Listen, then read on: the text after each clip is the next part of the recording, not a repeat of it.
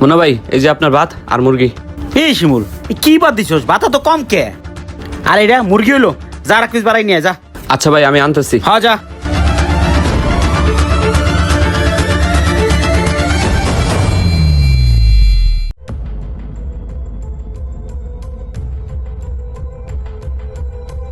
মুন্না ভাই, এই নেন। এই তো ঠিক আছে, এবার যা।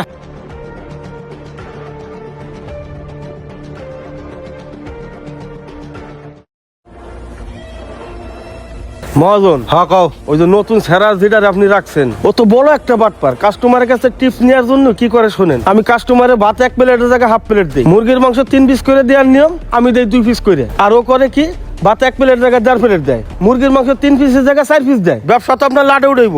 ওই দেন কাস্টমারে মুরগির মাংস বেশি দিছে, খাইতেছে। এইগুলো করে কিসের জন্য জানেন? ওই টিপসের আশায়। আচ্ছা তুমি যাও, আমি বিষয়টা দেখতেছি।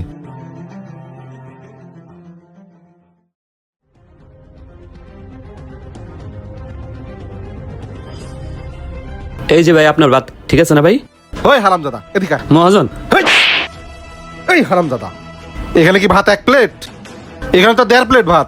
না মানু মহাজন। আমি তো ঠিকই কইছে, তুই সবসময় কাস্টমারের বেশি বেশি দিয়ে খাওয়াস। আজকে তো আমি নিজে না দেখলে বুঝতামই না। তোর হাতে নাতে ধরছি, কারণ কি? এই হারামজাদা, এই আমি কি এদিকে এতিমখানা খুলে নিয়ে বইছি? তোর মতো জমিদারের বাচ্চা হাতিম তাই আমার হোটেলে দরকার নাই। তুই থাকলে আমার এই হোটেল ধ্বংস হয়ে যাবো। যা বেরো, যা যা বেরো। মহাজন, মহাজন।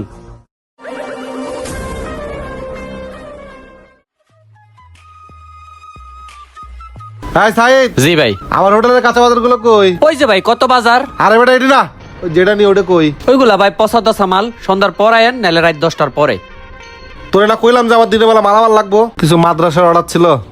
আচ্ছা সন্ধ্যার পরে দিস, ঠিক আছে? আর ওই যে কইছিলি 4-5 দিন আগের পচা লেবু আছে, ওইটি কই? ওই যে ভাই পলিথিনে। এডি না? আমির, লেবুগুলো ল। তাহলে আমির সন্ধ্যার সময় পাঠা দিলে সন্ধ্যার সময় দিয়ে দিও। হ্যাঁ আচ্ছা ভাই, সন্ধ্যার পরে পাঠাই দেন। আচ্ছা, আয়। মহাজন, এই যে মাদ্রাসার ইতিমখানা পোলাপানটা যে খাওয়াবেন, একটু ভালো সবজি আর একটু ভালো মুরগি খাওয়াইলে হইতো না? এই ব্যবসা কি তুই করস না আমি করি? হ্যাঁ মহাজন, আসলে আপনি একখান মাল, বিল্ডিং আপনি করবেন নাকি আমি করব? এই শোন, জব্বার ফোন দিছিল, 10 পিস মলা মুড়ি রাখছে, গুজা নিয়ে যা। আচ্ছা তাহলে আমি যাই। যা তাতে যা। আমি নিয়ে আইতেছি, আপনি যান।